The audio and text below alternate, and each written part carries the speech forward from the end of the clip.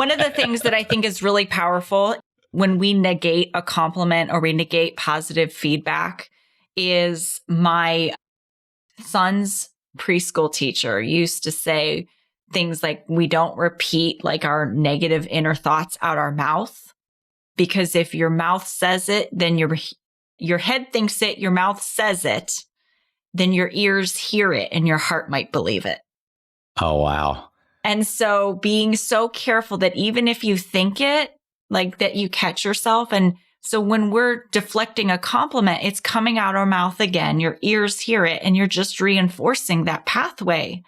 And so when you want to break cycles and you want to be different and you want to show up as a more compassionate person, you be more compassionate with yourself first. So you get to practice receiving.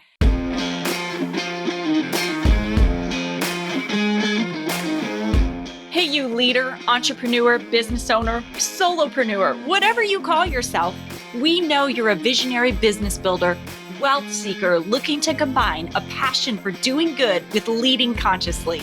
It's time to shift from a traditional focus of pure wealth accumulation to one that integrates well-being and fulfillment. This is the Conscious Edge podcast, and I'm Alecia St. Germain, entrepreneur and coach. Along with my friend and wellness advocate, Jonathan Duggar, we're diving into what it means to embody radical self-acceptance while still evolving to lead with compassion and kindness. We're sharing our own experiences and expertise as we unpack imposter syndrome, perfectionism, procrastination, and all the other things that lead to burnout and keep you from experiencing pure joy, business growth, and maximum impact. This is a safe and supportive space to explore what it means to be a human creating wealth and building a business. You're here for a purpose, and it's time to shine your light. So here we go. Welcome back. I am so thrilled about today's topic because it is something that is an epidemic across at least our culture. I don't know if it's true for other cultures. You tell me, but it is so important. So we're going to talk about receiving today and how difficult it is. And I see so many entrepreneurs, people with businesses out there doing everything themselves. And even when you try to help people, even for the simplest things, like just holding a door for someone, like they don't even like that. They can't even receive that. They can't even receive someone opening a door for them. And so they're trying to do everything by themselves.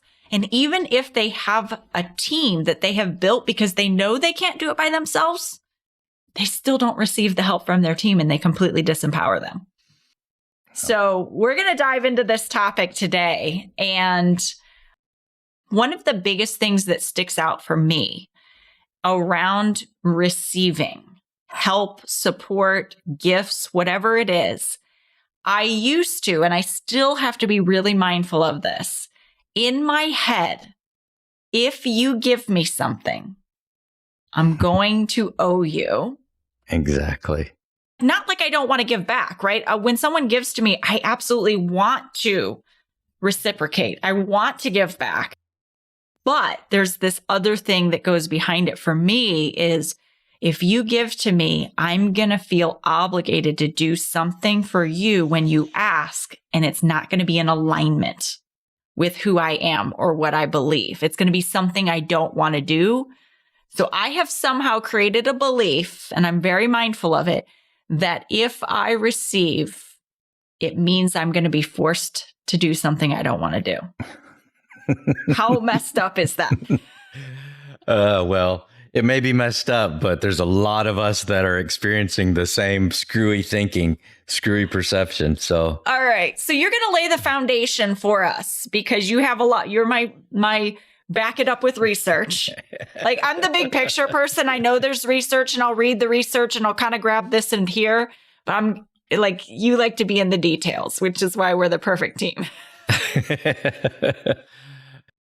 Well, I love the big picture, but I love from the science piece in terms of how our brains and bodies work in tandem and in conflict quite often. And But you did mention cultural standpoint. We do have a cultural context here in this culture that's where we're primed from a very early age, from whether you want to say from a religious background or a moral and ethics background, but a false statement of it's always better to give than receive. It's better to give than receive. I cannot tell you how many times I've heard that throughout my life. And often just said as a sort of a throw-off statement that has no real meaning or context behind it.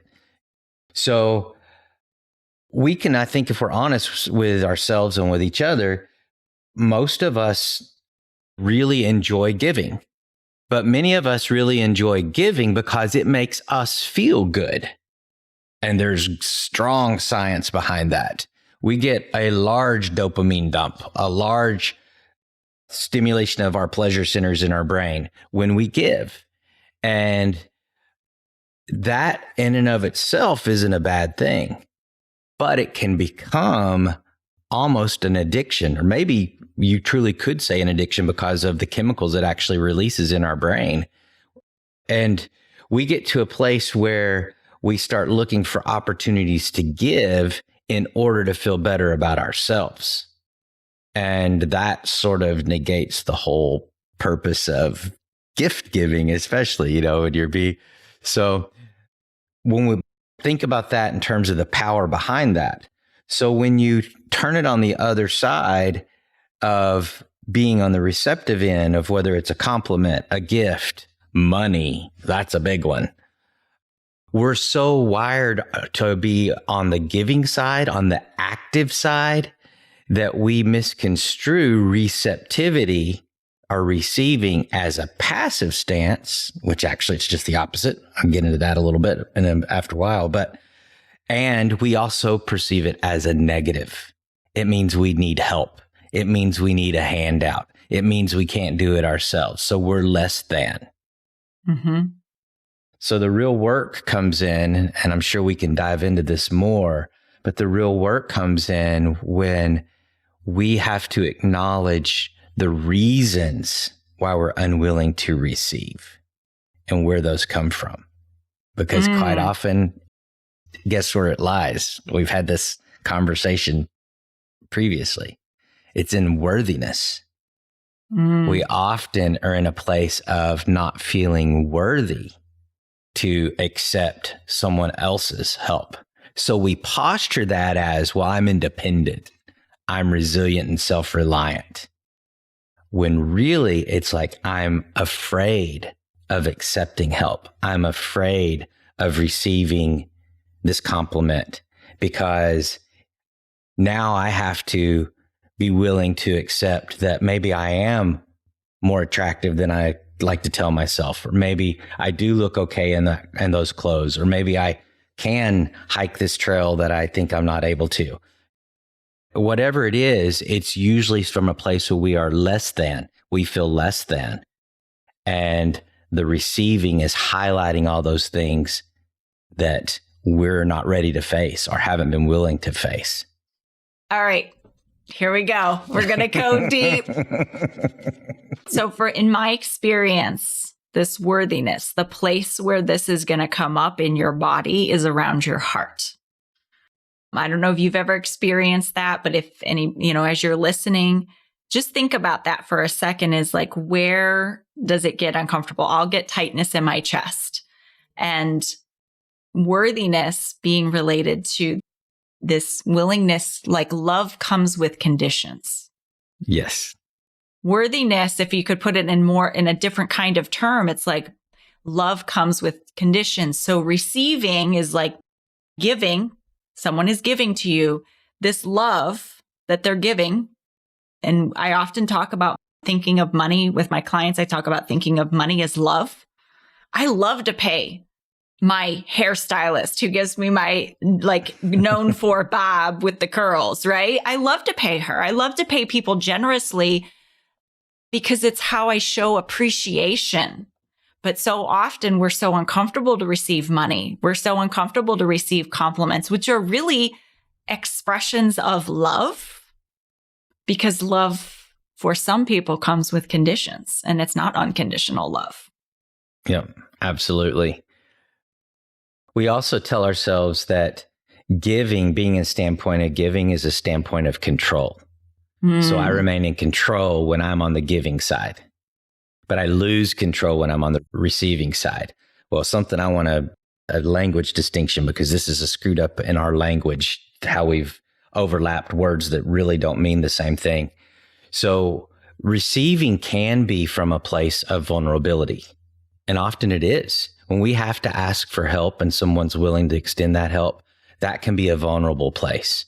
Or when somebody just sees something that we need and they do that involuntarily, if we're going to receive it and acknowledge that we do need it, that's a vulnerable place. Vulnerable is not weakness. Vulnerable is not weakness. In fact, it's just the opposite. In order to be vulnerable and open and accepting to the fact that you may need some help is hugely powerful, is hugely proactive, is hugely action-oriented. It's not passive. It's not weak. So I think that was clear. Yeah. So not even just from the perspective of giving help, right? But even just receiving a gift or kind words, it's also powerful when you are open to receiving it, because you are in a way giving as well the opportunity. You know, when we talked at the beginning about how it's very fulfilling to give.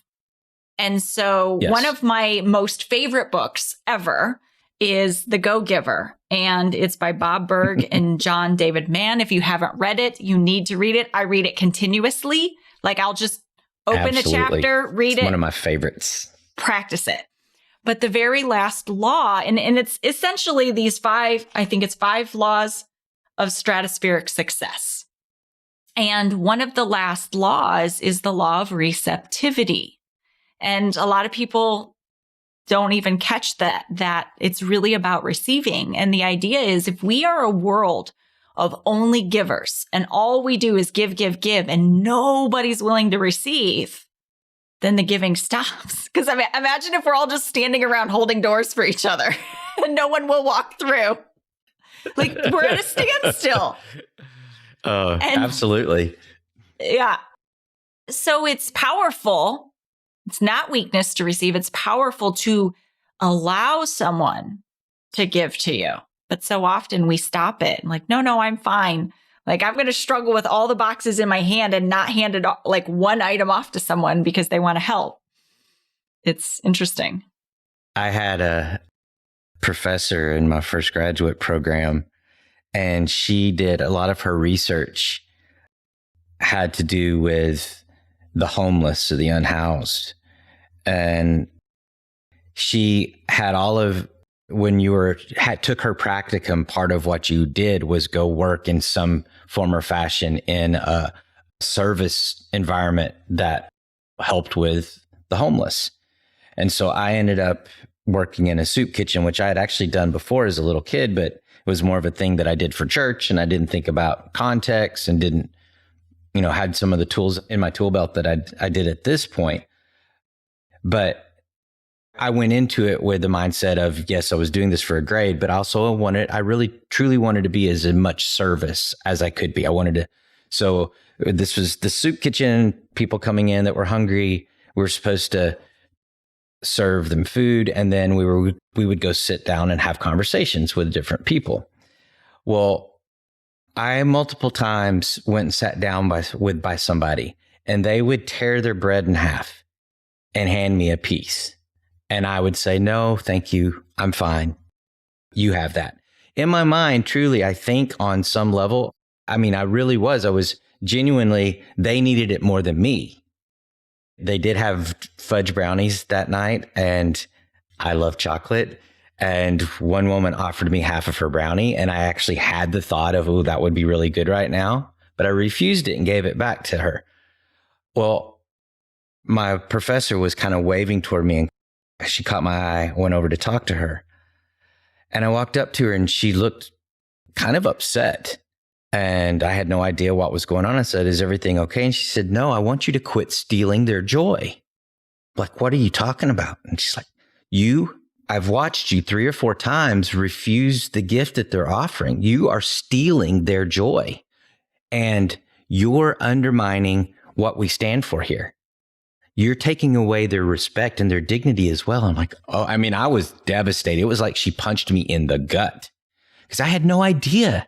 But the more I thought about that and the more I tracked back and I felt their body language, I felt their energy shift when I refused, it all made sense.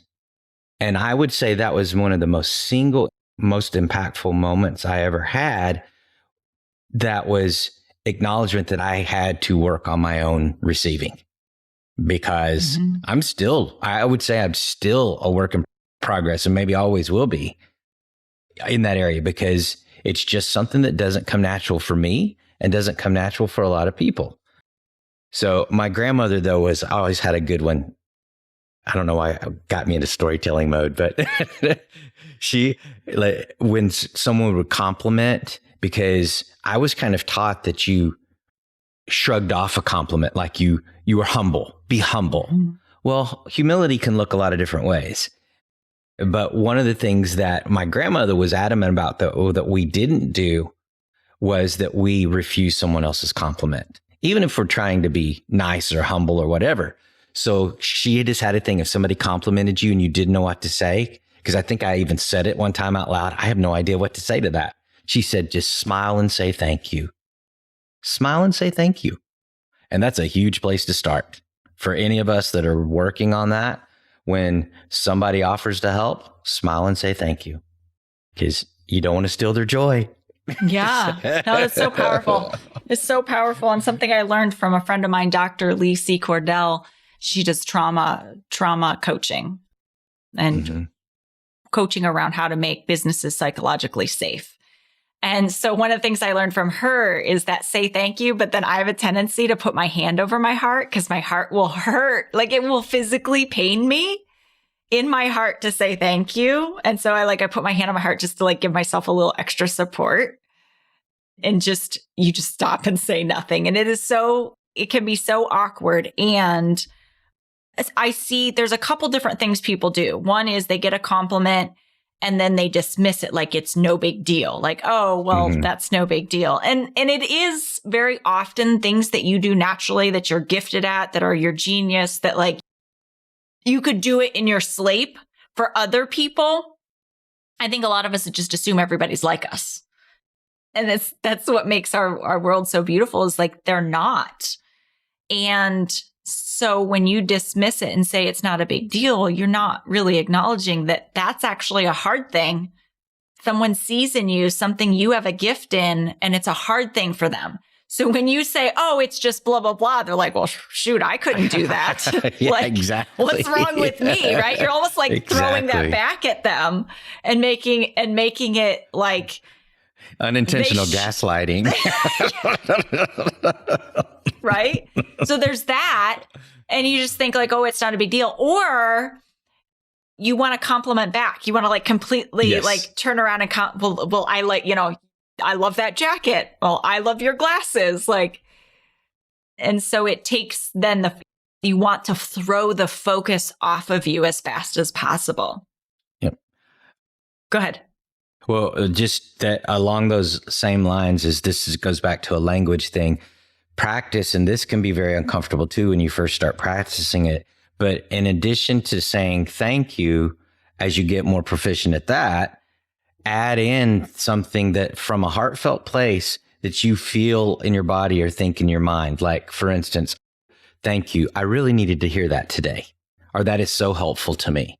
And that feedback is really, really useful. So adding something that's kind of a tag, it reinforces it in our own brains and helps us with that counterbalancing, that rewiring. So I try and do that. I physically sometimes have to put my hand over my mouth to keep myself from negating a compliment. Like, oh, that's no big deal. Or, oh, thank you for saying that. But as you take away the compliment, I do that all the time. And I think I'm hyper aware, and I still do it. So it really brings me to compassion with people that aren't even aware that they're doing it. And so I had another thought. Talk some more. Maybe I'll come back. While you're getting your head together. One of the things that I think is really powerful when we negate a compliment or we negate positive feedback is my son's preschool teacher used to say things like, we don't repeat like our negative inner thoughts out our mouth, because if your mouth says it, then your head thinks it, your mouth says it, then your ears hear it and your heart might believe it. Oh, wow. And so being so careful that even if you think it, like that you catch yourself. And so when we're deflecting a compliment, it's coming out our mouth again, your ears hear it, and you're just reinforcing that pathway. And so when you want to break cycles and you want to be different and you want to show up as a more compassionate person, you be more compassionate with yourself first. So you get to practice receiving. I want to talk about, did your thought come to you? No. A different thought did, but not that one. I wanted to shift for a moment around the piece of, so we talked about worthiness, but let's talk about the control. Because I think that a lot of our people out there building businesses, they're trying to work with teams or support people, and that feels like losing control. Yep. So I'm blanking out. Maybe time for lunch. I gotcha. So go ahead. There's some cultural context to this too. We are taught from a very early age to stay in control in a lot of different ways. Control your body, control your brain, control your emotions. And anything that gives indication of a lack of control or a lack of understanding or insight, which are also control aspects, is in this culture we see as negative, as opposed to the idea of the opposite side of being able to ask for help as empowering. Mm-hmm. That's a foreign concept. But that really is sort of the counterbalance to this over control or always feeling like you have to remain in control, is learning to empower the capacity to ask for help and seeing that as a place of strength as opposed to a place of weakness. And even if you're not asking for help, when someone comes to you and is like, I can do that. Yes, so can you. Just because they can do it. This is the interesting thing I find is like, just because your employee can do it doesn't mean you can't. And so this is one of the things we've uncovered for some people. It's like, if I don't do it, then what good am I? What value? There we go back to value. Am I? So there's a piece of it's a perceived control. That's what I think what I want to say is like, it's perceived safety. It's perceived control, in that I find that the number one reason people are unable to delegate, which is a version of receiving support, right? Is they don't trust the person they're handing it off to. They don't know like what they would like. They have to be the one that works the hardest in the business because it's their business. Yes. So if they're not working the hardest, then they are not allowed somehow to have success. Or the idea that you have to set this example, and the only way you set that example is by being able to do everything and be able to do everything well. And if you don't do that, then you're not a good leader, you're not a good boss, you're not a good business owner, which every successful entrepreneur that has made it successfully and stayed successful, they will tell you they learned very early on they were not good at everything, and that's okay. And the things they were good at, they needed to stay in that wheelhouse, and they needed to surround themselves with the people that were good at the things that they either didn't want to do or really didn't have the strongest capacity to do. So there's where acknowledgement of assistance or support or balance is hugely powerful.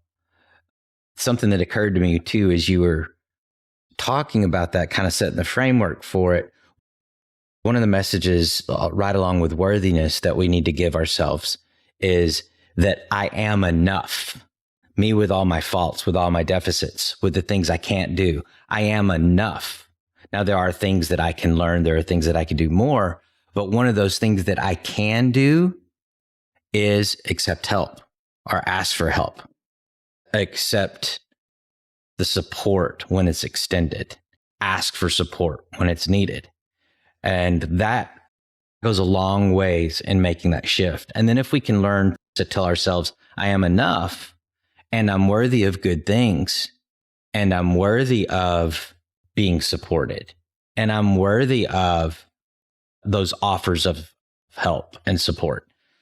It may sound like just mantras that we say to ourselves, but it really is about a way of shifting out of a standpoint of scarcity and deficit where we're looking at anything that's perceived as lacking as a negative or as a place of weakness. And it's interesting. I find that there's sometimes, like, I don't know if they're two categories of people or two thought processes. There's like those that are from scarcity, I'm not enough, the counter to that, or there's like not having enough. So they're two different things, like one being the being is not enough, the other one. And so this, I don't trust the person I'm giving it to is like this piece of worrying about losing everything. Yes. If you entrust someone else, if you receive help from someone else or support from someone else, that somehow if you're in control of everything, you're not going to lose it. Yeah. But if you trust someone else, then therefore they're going to lose it. Yeah. Well, there's also a very common statement, and I've made it myself. It's like, well, I'm going to do it myself because then if it's unsuccessful, I don't have anyone else to blame except me. Well, why do we have to set up the standpoint of we got to blame anybody?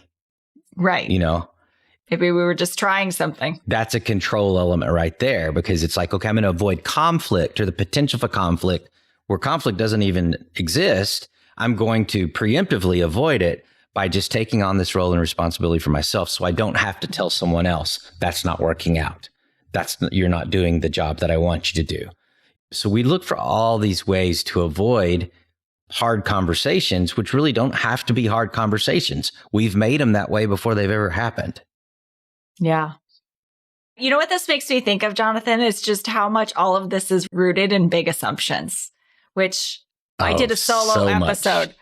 I did a solo episode, if you're curious to know about big assumptions, but I did a solo episode. I want to say it's episode number 6 that talks all about these big assumptions and where the self-sabotage comes from. And so I just think it's really worth mentioning here that if you're finding that some of the things we're saying are true for you and the receptivity feels dangerous, like literally, I think receptivity is probably one of the places where people feel the most need to self-protect. Yep. In my experience. I would agree. It's far reaching. You know, we think of it as sort of this little encapsulated piece. It's like, oh, I can learn to receive a compliment. I can learn to accept help when it's given. Well, those are symptoms more. The not being able to do that are more symptoms of a much bigger space and place. Yeah. So I think diving into and linking episode 6 here is going to be huge for the finding out why you self-sabotage, especially around receiving. Because the place where I think that it really matters big for entrepreneurs is that they can't receive money. Yes. Like they undercharge, they do things for free because they just want to give. But actually they want to give because it feels like if I take money, then there's a responsibility attached to it. Or a deficit, or I'm saying I can't do this myself. I'm not going to be successful. I'm sabotaging, I think that's a whole podcast in and of itself. Yeah. That's a whole episode in and of itself. I don't even know if it's an episode as so much as like money, the strings we attach to it is like a series that I think we need to start working on because This is the place where I will work with people in the coaching and we will work on their receptivity. And then the place where it feels, they'll work through so many things. They're like, I don't think that's true. I don't think that's true. I think I can receive help. I can receive support. And I'm like, okay, great. Let's raise some capital. And they're like, yeah, I don't want to do that. No. That's too much like asking for money. No. I can't do that. No. So when we bring money, I don't know, money's an amplifier. We bring money into it, and whatever your stuff is, it's going to get amplified. So yeah, I think we definitely need to go that route. So for today, if we could leave you with a few thoughts and a few things that you could be working on immediately to start opening up your receptivity, is really to thank people when they give you a compliment, to start to see offers for help and your vulnerability as a strength, as a really an honoring to humility, like knowing where you're good at things, but knowing where also other people are good at things too. And that you don't have to be the end all be all to have value, to really see yourself as worthy of receiving support. And to put that into practice today is really going to be the big piece for you. So with that being said, real quick, one more thing. I would have one piece to that from the other side, because this really is a powerful piece that drives a lot of this, is become more discerning in your giving. So acknowledge where the giving is coming from and what it's about, and start breaking that cycle of being addicted to giving, where it's making you feel good. You're only doing it because it makes you feel good. And you'll be amazed that when you start focusing on that, how the receptivity side starts opening up. You become much more aware and much more open. That makes me think of those moments when someone is working towards a goal and they have a partner that keeps sabotaging it because they want to do something that feels good for themselves. Yes. I'm going to leave it on that. I think there's probably more to unpack there. But with that being said, everyone, if you enjoyed this podcast, please share it with someone that you love. Bring more compassionate leaders to the table. And we will see you on another episode next week. Sending you love. Be well, everybody. Thanks for listening to the Conscious Edge podcast. Make sure you subscribe and take a moment to be kind and share this episode with someone you care about. Leave a review to help us bring more compassionate leaders building businesses and creating wealth to the table. And for show notes, head over to consciousedge.com/podcast. This podcast and the linked materials are presented solely for general information, educational, and entertainment purposes and should not be taken as personal or medical advice or any kind of mental health treatment. Please consult a medical or mental health professional if you feel you need such services. Please be advised that all investing and entrepreneurial endeavors involve risk, and the use of the education and information on this podcast and linked materials is at the user's own risk. This podcast is part of the Sound Advice FM network. Sound Advice FM, women's voices amplified.